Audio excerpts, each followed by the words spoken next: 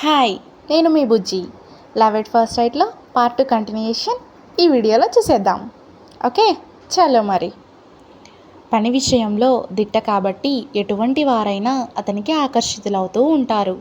అతని దగ్గర కొత్త మెలకువలు నేర్చుకునేందుకు. అతని గురించి తెలిసిన అమ్మాయిలు మాత్రం అబ్బే వీడితో టైం వేస్ట్ అని దూరంగా ఉంటారు. పొరపాటున ఏ అమ్మాయికైనా ఎదురైనా వినీల్ వైపు చూడకుండా తల వంచుకొని వెళ్తుంటారు. ఈ ప్రవరాఖ్యుడితో మనకెందుకులే అని. అది ఒకందుకు మంచిదేలే అనుకుంటాడు వినీల్. సాయంత్రం సమయం 6 గంటలే కాబట్టి ఆ హోటల్లో ఆ టైంలో రష్ తక్కువే ఉంటుంది. రాత్రి అయ్యే కొద్దీ యువజంటలు, ఫ్యామిలీస్ గుంపులు గుంపులుగా వచ్చి పిల్లల గేమ్స్, పిచ్చాపాటి, రకరకాల తినుబండారాలు ఎంజాయ్ చేస్తూ ఉంటారు. ఆ రోజు కూడా వినీల్ ఆ హోటల్లో కూర్చొని మిర్చి బజ్జీ తింటూ, సాగర్ కెరటాలు చూస్తూ, ల్యాప్టాప్ ఓపెన్ చేసి తన ప్రాజెక్ట్ చూస్తున్నాడు. గడువు దగ్గర పడడంతో ఆ ప్రాజెక్ట్ 2 రోజుల్లో పూర్తి చేయాలి. అందుకోసం రాత్రి చాలాసేపు పనిచేస్తున్నాడు కూడా. ప్రాజెక్ట్ ఆలోచనలతో సతమతమవుతున్న వినీల్ ల్యాప్టాప్లో ట్రింగ్ ట్రింగ్ అన్న శబ్దం విని ఓహ్ బాస్ ఆన్లైన్లోకి వచ్చాడు అనుకుంటూ వైర్లెస్ ఫోన్ చెవిలో పెట్టుకొని హాయ్ మృణాల్, గుడ్ ఈవినింగ్ అన్నాడు. వాట్సాప్ కాల్లో బాస్తో ప్రాజెక్ట్ గురించి సీరియస్గా ఇద్దరి మధ్య సంభాషణ జరుగుతోంది. ఇంతలో ఓ యువతి వెక్కి వెక్కి ఏడుస్తున్న శబ్దం బిగ్గరగా వినిపిస్తూ బాగా డిస్టర్బ్ చేస్తోంది అతన్ని. బాగా విసుగు కలిగిస్తోంది కూడా. అటు ఇటు చూశాడు వినీల్. ఎవరిది ఆ ఏడుపు గొంతు అన్నట్లు. కొంచెం దూరంలో ఓ టేబుల్ దగ్గర ఓ యువతి ఊహు ఊహు అంటూ ఏడుపు రాగం తీస్తోంది. ఆ అమ్మాయి ఏడుపు రాగానికి వినీల్ బాగా డిస్టర్బ్ అవుతున్నాడు. అందులో ఆ ఏడుపు మామూలుగా లేదు, సినిమాటిక్గా తెచ్చి పెట్టుకున్నట్టుగా ఉంది. వినీల్ పక్కన ఏదో డిస్టర్బెన్స్ ఉన్నట్లుంది అని గమనించిన Mrinal are you okay Vineel, any problem, నేను మరలా ఫోన్ చేసేదా అని అడిగాడు. అబ్బెబ్బే అదేం లేదు అని సర్ది చెప్పాడు వినీల్ అతని ప్రశ్నలకి సమాధానమిస్తూ. ప్రాజెక్ట్ కంప్లీషన్ ఎంతవరకు వచ్చింది?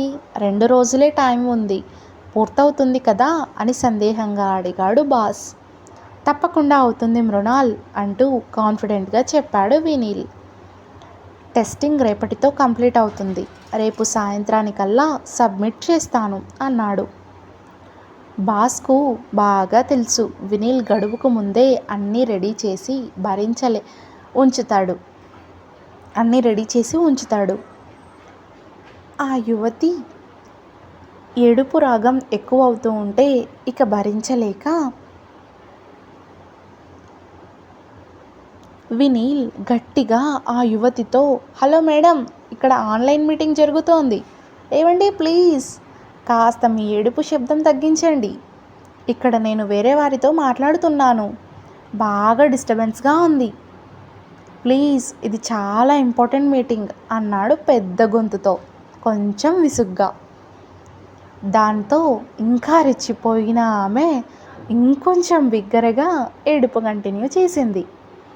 ఈలోగా వినీల్ తన బాస్తో మాట్లాడటం పూర్తి చేశాడు. ఆ అమ్మాయి ఏడుపు సోదా ఇక ఆపాలని కుర్చీలోంచి లేచాడు. ఆవిడ దగ్గరికి వెళ్ళి వినీల్ ఆ యువతితో మేడం, ఇక మీరు మీ ఏడుపు కంటిన్యూ చేసుకోండి, పెద్దగా ఏడ్చినా పర్వాలేదు, ఎందుకంటే నా మీటింగ్ అయిపోయింది అని అన్నాడు పలకరింపు నవ్వుతో. మీ మీటింగ్ అయిపోయిందని మీకోసం నేను ఏడుపు కంటిన్యూ చేయాలా? ఎంత స్వార్థం మీకు! నా ఏడుపుకు కారణం, దాని వెనుకున్న నా బాధ మీరేం పట్టించుకోరా అంటూ టేబుల్ పైనున్న టిష్యూ పేపర్లో ముక్కు చిదుతూ తాను ఇంకా ఏడుపు ఆపకుండా అలా వెక్కిళ్ళు పెడుతోంది. చుట్టుపక్కల టేబుల్స్ దృష్టి వీరిద్దరిపైనే పడింది. వినీల్కి కంగారు మొదలైంది. అందరూ తన వైపే చూస్తూ ఉండడంతో అప్పటికే అందమైన ఆ అమ్మాయిని చూస్తూ కుర్రకారు చాలామంది ఆమెకు దగ్గరగా ఉన్న టేబుల్స్లో కూర్చొని తదేకంగా ఆమె అందాన్ని జుర్రేస్తున్నారు. ఇక అందరి దృష్టి ఆమెతో పాటు వినిల్పై కూడా పడింది. అమ్మో, ఇదేంది, అనవసరంగా ఇలా ఇరుక్కుపోయానా, ఈ అమ్మాయి దగ్గరకు వచ్చేయి, ఇవాళ లేచి ఎవరి మొహం చూశానో అనుకుంటూ మదన పడుతున్నాడు వినిల్. ఇంకా లాభం లేదు అనుకుంటూ ఈ ఏడుపు మేళం తప్పేట్లు లేదు అనుకొని, ఇప్పుడు చెప్పండి, ఎందుకు మీ ఏడుపు, నేనేమైనా ఓదార్చగలనా అన్నాడు. ఆమె అందం ఓ బాపు బొమ్మలానో అజంతా శిల్పంలానో ఉంది. ఆమెను చూస్తుంటే రెప్ప వాల్చబుద్ధి అవ్వట్లేదు. అలాగే చూస్తుండిపోవాలనిపిస్తోంది వినీల్కి. మొదటిసారి అంత అందాన్ని అంత దగ్గరగా చూడటం వినీల్కి కొత్తగా మరలు కొల్పుతోంది.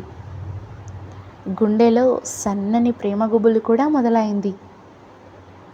ఆమె కోలమొహం, తెల్లని మేనిఛాయ, కోటరేసిన సంపెంగె లాంటి ముక్కు, నల్లని త్రాచిలాంటి ఒత్తైన పొడవాటి వాలుజడ, అందంగా తీసిన నడుమ పాపిట, తీరైన విల్లులాంటి కనుబొమ్మలు, ఎడమ చెంపపై పెసరగింజంత నల్లని దృష్టి చుక్క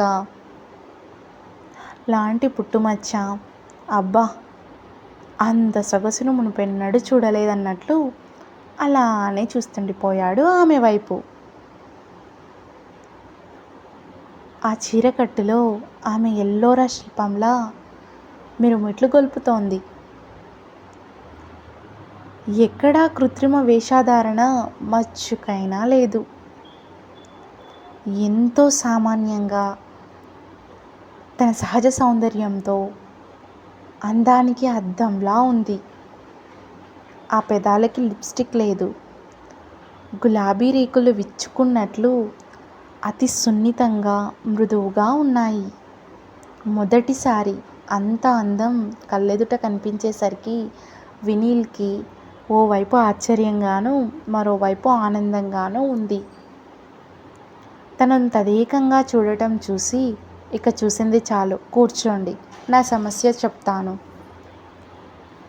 మీతోటి అని వినీల్ వైపు కొంటెగా చూస్తూ మృదువుగా అంది. ఆమె మాటలకు కొంచెం కంగు తిని చెప్పండి చెప్పండి అన్నాడు కంగారుగా. ఇంతలో ఆమె ఫోన్ మ్రోగింది. అవతల నుంచి ఆమె స్నేహితురాలు మాట్లాడుతోంది. ఆ మాటలకు ఇట్నుంచి ఈవిడ బిగ్గరగా ఏడుపు. ఓవైపు మాట్లాడుతూనే వినీల్ వైపు చూస్తూ టిష్యూ చేతికి అందివ్వమని చెయ్యి చాచింది. ఆమె చేతిలో టిష్యూ పేపర్ పెట్టాడు వినీల్. ఆవిడ సమస్య ఏంటో అర్థం కాక, అంతేలేవే, అందరూ నన్ను వదిలేయండి, మా వాళ్ళు నన్ను ఎవరికో ఒకరికి కట్టబెడతారు, అప్పుడు నేను జీవితాంతం ఏడవాల్సిందే, మీరందరూ నా ఏడుపు చూస్తూ ఎంజాయ్ చేయొచ్చు, ఎంచెక్క నాకు ఏ మార్గం లేదు, ఆత్మహత్య ఒక్కటే శరణ్యం అని గట్టిగా ఫోన్లో మాట్లాడుతూ మళ్ళీ ముక్కు తుడుచుకుంది. అలా తుడిచి తెల్లని ఆ సంపెంగ లాంటి ముక్కు ఎర్రగా మారి మరీ ముద్దొస్తోంది. టేబుల్ పైనున్న ఆమె ఐడెంటిటీ కార్డ్ చూశాడు. ఆమె పేరు విజిత. అపోలో హాస్పిటల్లో డాక్టర్ అని ఉంది. ఓహ్, ఈవిడ డాక్టర్ గారా అన్నమాట అనుకున్నాడు మనసులో వినీల్. మీరు డాక్టర్ అయ్యుండి ఆత్మహత్య అంటారేంటి అన్నాడు వినీల్. అన్నాడు విజిత వైపు భయంగా కంగారుగా చూస్తూ. మీరు నా ప్లేస్లో ఉంటే తెలుస్తుందిలేండి నా బాధ ఏమిటో. నాకిష్టం లేకుండా నా పెళ్ళి చేస్తే ఎలా? చెప్తే ఇంట్లో అస్సలు వినిపించుకోవట్లేదు అంది నిష్ఠూరంగా.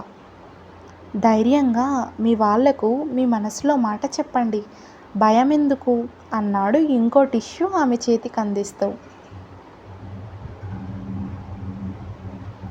ఇక చాలు, ఇంకా ముక్కు చీదమంటారా మీకోసం అంది.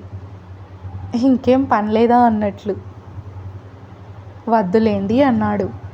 ఆవిడ చేతిలో టిష్యూలు తన చేతిలో పడితే వెళ్ళి డస్ట్బిన్లో వాటన్నింటినీ వేసొచ్చాడు. ఇది అండి పార్ట్ 2. ఇంకా కంటిన్యూషన్ ఉంది. So please continue watching the story. Please subscribe my channel. Thank you. Thanks for watching it. Please like, share and comment. Thank you.